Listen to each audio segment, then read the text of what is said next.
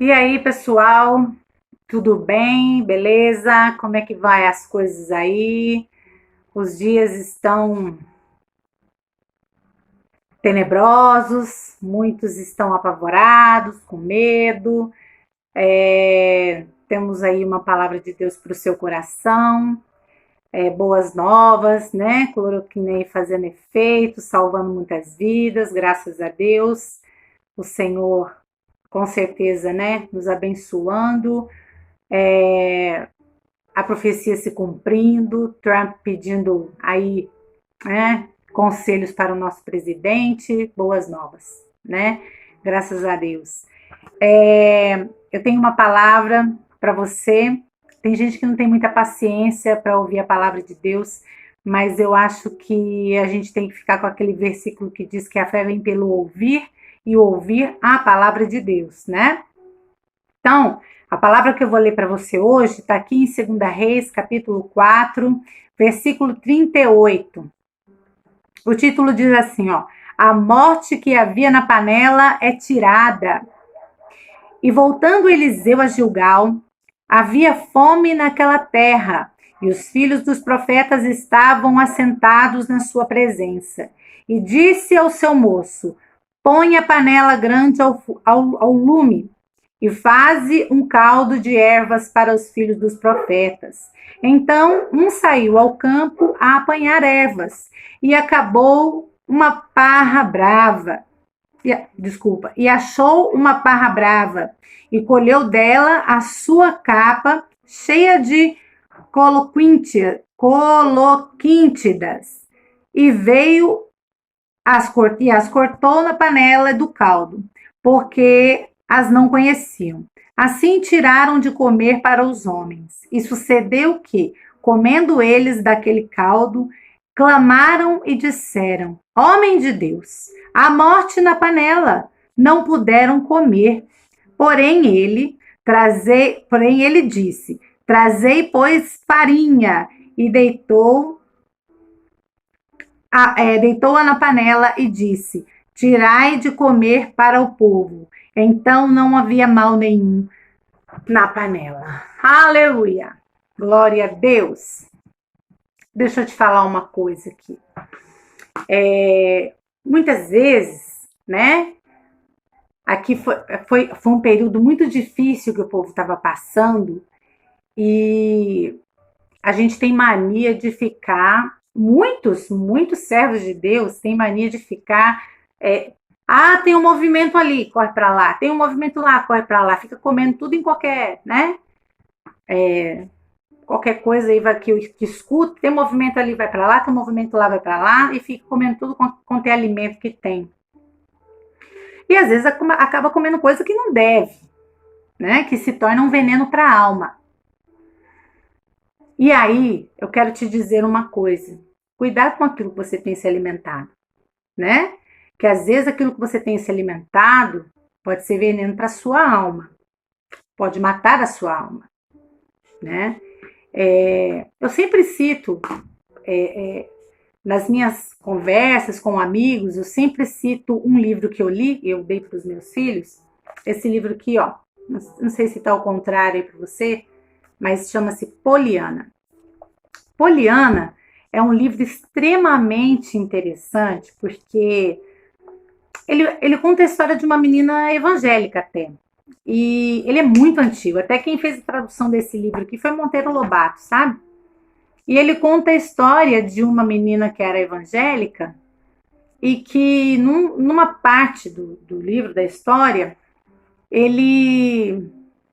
ela contando como foi a vida dela, ela vivia, os pais dela eram missionários e eles viviam de doações. E um dia ela ganhou um par de muletas, sabe? E daqui a pouco eu vou chegar no que tem a ver isso daqui. E ela aprendeu, né? Ela ganhou um par de muletas e ela aprendeu com o pai dela o seguinte: o pai dela falou assim, pai, mas eu pedi uma boneca, veio uma muletas. Aí ele pegou e falou assim para ela: filha, graças a Deus você não precisa dessa muleta. E ensinou para ela ali fazer o jogo do contente. É o que nós precisamos aprender, fazer o jogo do contente. Aí um dia ela foi fazer uma visita, foi fazer uma visita para uma pessoa. Na volta dessa visita, ela encontrou com um reverendo, o pastor da igreja local de onde eles frequentavam. E esse pastor, ele estava tendo uma dificuldade muito grande com a igreja local. Por quê? As mensagens que ele levava para a igreja era sempre aquela mensagem pesada, carregada, sempre textos pesados, aquela mensagem assim, o início das mensagens dele é assim, a maldição eterna desça sobre vós, escribas, fariseus, hipócritas. Era assim que começavam as mensagens dele. Aí ela pegou e falou assim, sabe, um dia eu conversando com meu pai ficou doente, e ele começou, dentro dessa doença dele, começou a meditar na palavra, e ele não tinha nada para fazer, porque ele tinha que ficar, que nem nós, assim, de quarentena. Ele começou a meditar na palavra, e ele descobriu que tinham 800 textos alegres na palavra de Deus. Aí eu fico pensando assim, por que tem pessoas que insistem em chicotear, em espetar a ovelha, né? Porque tem pastor que adora espetar a ovelha, né? Agora, deixa eu te falar, pastor, ovelha não foi feita para espetar. Ovelha foi feita para ser tratada. Você foi chamado para tratar das suas ovelhas, cuidar das suas ovelhas, ter cheiro de ovelha. Pastor que não tem cheiro de ovelha não é pastor. Pastor que não cuida das suas ovelhas não é pastor. Assim como Eliseu teve o feeling, teve a percepção de que aquela panela tinha algo venenoso e que precisava ser colocado uma farinha para tirar, para neutralizar aquele veneno daquela erva, você tem que ter a percepção de saber o que a tua ovelha precisa. Você tem que ter a sensibilidade de saber qual é a necessidade da sua ovelha. Mas para isso, meu querido pastor ou pastora, você tem que conhecer a tua ovelha. Não adianta você falar e se intitular o pastor se você não conhece a necessidade da tua ovelha. Você precisa ter cheiro de ovelha, sensibilidade para saber o que é ser pastor. Então, eu quero convidar você que é pastor, você que é pastora, a entender que pastor não veio para espetar ovelha.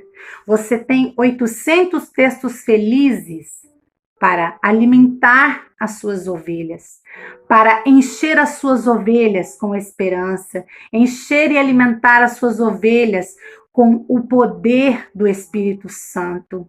Você tem a palavra de Deus para trazer à memória das suas ovelhas aquilo que dá esperança.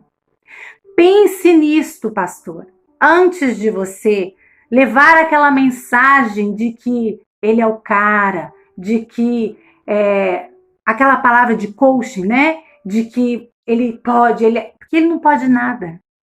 Se ele não tem Jesus, se ele não for enraizado na palavra de Deus, se ele não tiver a plena certeza de que sem Jesus ele não é nada, porque Jesus é a razão de tudo na nossa vida, nós não somos nada.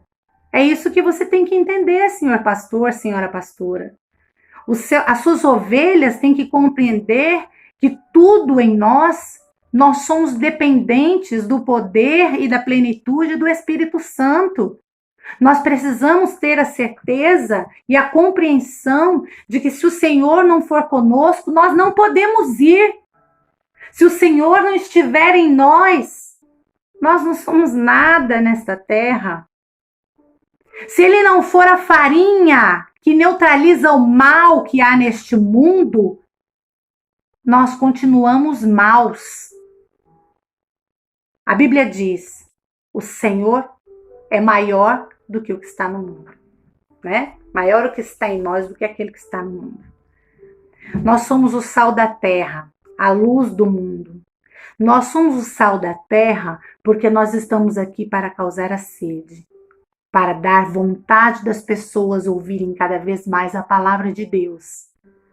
Nós somos a luz do mundo para mostrar para as pessoas que elas estão em pecado e precisam mudar o rumo das vidas delas. A gente não está aqui para falar que elas vão ficar ricas e que elas precisam. Olha que se eu conseguir ficar rica ou rico, você também pode ficar. Nós estamos aqui para falar que Deus salva, Deus cura, Deus liberta e Deus batiza com o Espírito Santo. Nós estamos aqui para falar que assim como Ele me perdoou dos meus pecados, me lavou, me curou, Ele pode fazer o mesmo com você. Assim como Ele me fez mãe de filhos, uma mulher estéril, Ele pode fazer você também. Eu não podia ser mãe e eu sou mãe de 3 filhos. Deus, Ele tem plano para a sua vida. Deus tem promessas para a sua vida. Mas Ele tem compromisso, como eu disse no outro vídeo, com quem tem compromisso com Ele. Deixa o Senhor ser a farinha na sua panela, para Ele neutralizar todo este mal que vem te assolado. Deus seja contigo. Paz e bem.